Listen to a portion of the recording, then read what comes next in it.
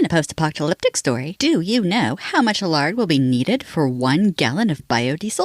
Does your character know what to do for windburn? What do grandmother's lard and a baby have to do with each other? Find out on this episode.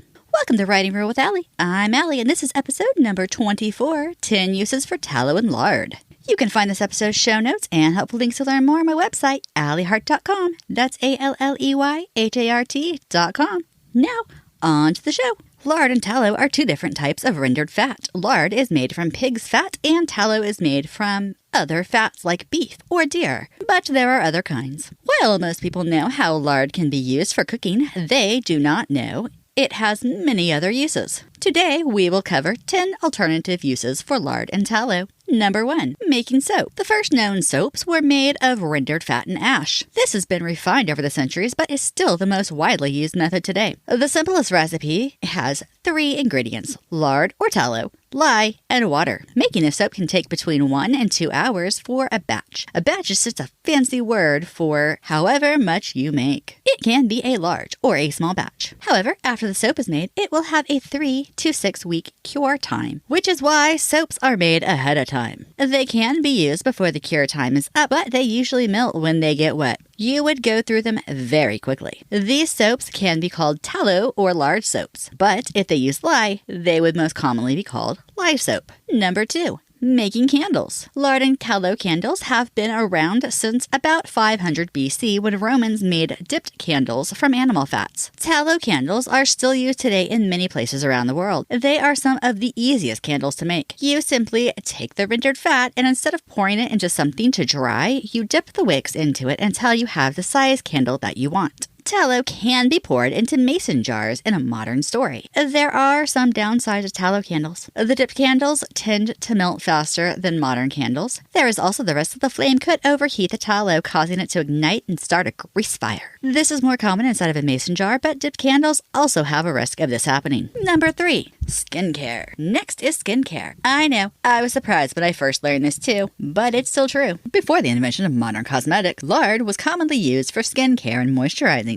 Lard has been proven to help hold moisture in. It has many of the vitamins your skin needs, reduces pimples and helps acne, makes skin softer and smoother, helps with the redness of rosacea, tones and firms the skin, reduces wrinkles and fine lines. Many of today's common cosmetics have been made to mimic the use of lards on skin. An odd concept, but if it works, it works. I should point out that lard is not the same as bacon grease, as the latter is made by cooking the meat, and the former has as much meat taken off as possible before rendering. A fancy way of saying turning it into a liquid to get rid of impurities and water content. Number 4. Maintaining leather. Lard is also used to help maintain leather. Lard will help keep moisture in the leather so it stays flexible and doesn't turn brittle and crack. This will also make the leather water resistant. If beeswax is added to it, it can make the leather waterproof. This was used on virtually all leathers, including, but not limited to, leather pants, bags, pouches, knife sheaths, saddles, gloves, boots, tents, teepees, water bladders, and more. Number 5. Meat preserving. In history, lard has been used to store meat in what is called a larder. This is where the larder gets its name. Larders were originally a barrel that cooked meat was placed into. The lard would be poured in on a layer on the bottom of the crock, barrel, or other storage container. Then a layer of cooked meat would be added, then a layer of lard, then next meat, then lard, until the container was about 3/4 full. After it cooled and the lard set up, wax paper was placed over the top of the lard, although not everyone used wax paper. I have heard of adding wood ash or sawdust instead of wax paper, but I do not recommend this. It would contaminate the lard and possibly cause bacteria to grow and cause the whole thing to turn rancid. After the wax paper, the lid is added. It will then be moved to a cool, dry place for storage, such as a basement or root cellar. Uncontaminated meat will be good for 3 to 4 months. After 3 to 4 months, the lard will no longer be good, causing the meat to turn bad. Number 6. Lubricant for wood and metal. Lard and tallow have been used on wood and metal since roughly the 1800s, if not longer.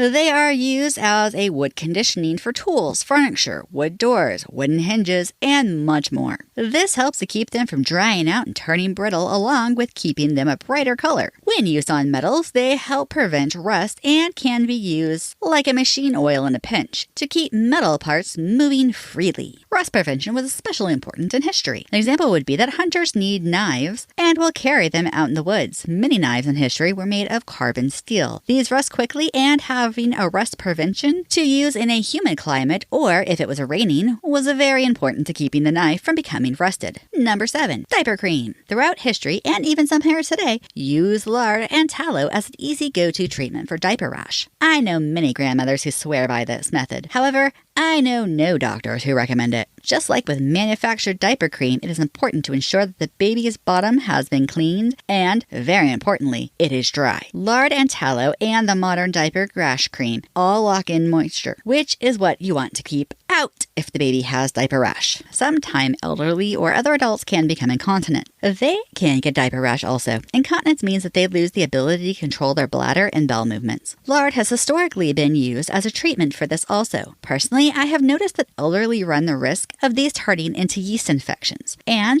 lard and tallow will help keep moisture off the skin folds. According to Google, they have antifungal properties, which is what you need to fight a yeast infection. All of that said, I have not personally done this, so if you have, or know someone who has, let me know in the YouTube comments. I would love to hear about it.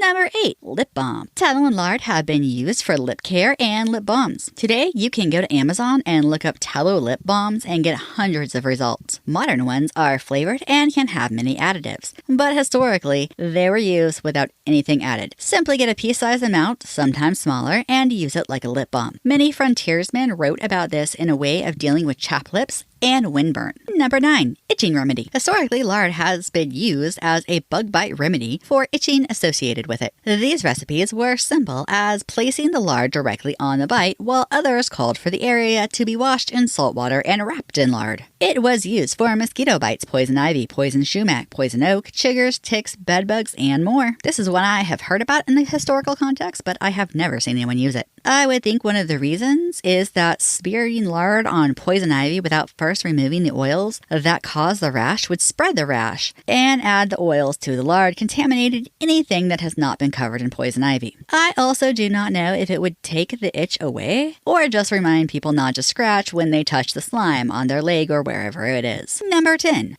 Biodiesel. Lard and beef tallow can be used as biodiesel. This sounds like a great alternative for a post-apocalyptic story. However, you might want to rethink that. You see, it takes 7.6 pounds of lard to make 1 gallon of biodiesel. 1 pound of lard in liquid form is roughly a quart. Without getting morbid, 1 pig yields 1 gallon of biodiesel, and 1 cow yields 7 gallons. Thinking about the time to raise the animal, the feed needed, the gas mileage your character will get out of the 1 gallon of biodiesel, and the number of animals it would take to make 1 gas tank full, it doesn't make too much sense to make biodiesel this way. However, if your post-apocalyptic character already has animals and was planning to eat them anyways, biodiesel could make a great item to barter or trade with. This would also be a great supplemental income in an apocalypse. So would selling the animal to a butcher, which would be a lot easier.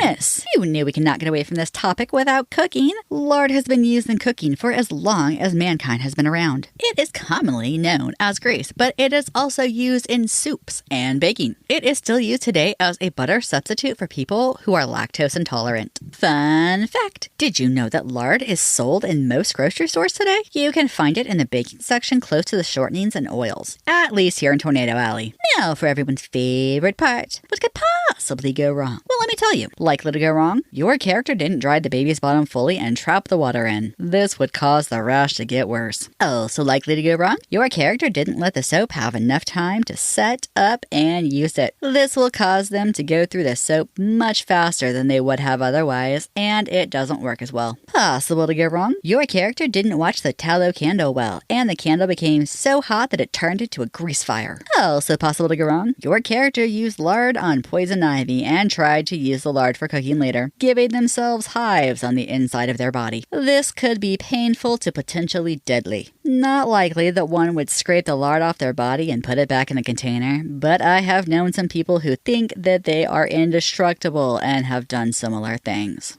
Unlikely to go wrong, your post-apocalyptic character has their livestock stolen or slaughtered for their lard, so your bad guy can make biodiesel with them. This could cause the character or their family to starve that winter. It could also be the beginning of a revenge story if their family died.